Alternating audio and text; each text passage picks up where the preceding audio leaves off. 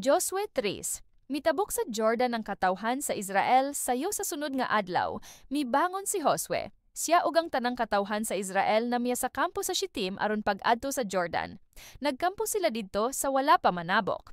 Human sa tulo ka adlaw gisuroy sa mga pangulo ang kampo ug gisultihan ng mga tawo, inigkakita ninyo sa mga pari nga nagyayong sa sudlanan sa kasabotan sa Ginoo nga inyong Dios, pamutos kamo ug sunod kanila. Unya masayran ninyo asa kamo moagi kay wala pa man kamo makaanhi dinhi.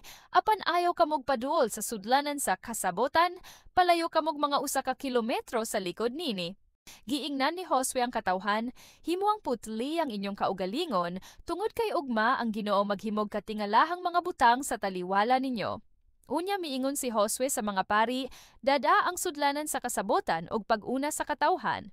Ug gituman nila ang giingon niya.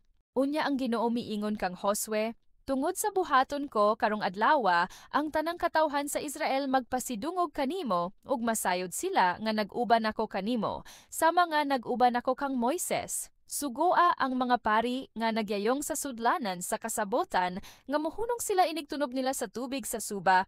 Unya si Josue miingon sa katawhan, dali kamo ngari og pamati sa gisulti sa Ginoo nga inyong Dios.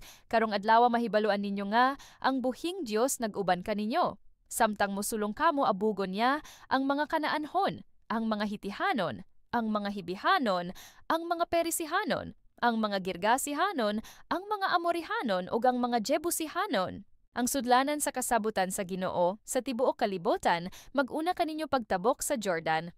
Karon pagpili kamog 2 katawo. Usagikan sa matag banay sa Israel, sa diha nga mutunob na sa tubig ang mga pari nga nagyayong sa sudlanan sa kasabotan sa Ginoo, mohunong pagbaha ang suba sa Jordan ug ang tubig nga gikan sa ibabaw mopundo sa usa ka dapit. Ting-ani kadto ug tingbaha sa suba. Namiya ang katawan sa kampo aron pagtabok sa Jordan, nag-una ang mga pari nga nagyayong sa sudlanan sa kasabutan.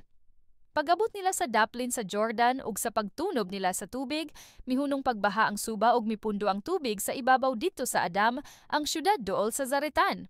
Ang pagbaha sa tubig ngadto sa patayng dagat nahunong sa hingpit ug mitabok ang katawhan ngadto sa Jericho.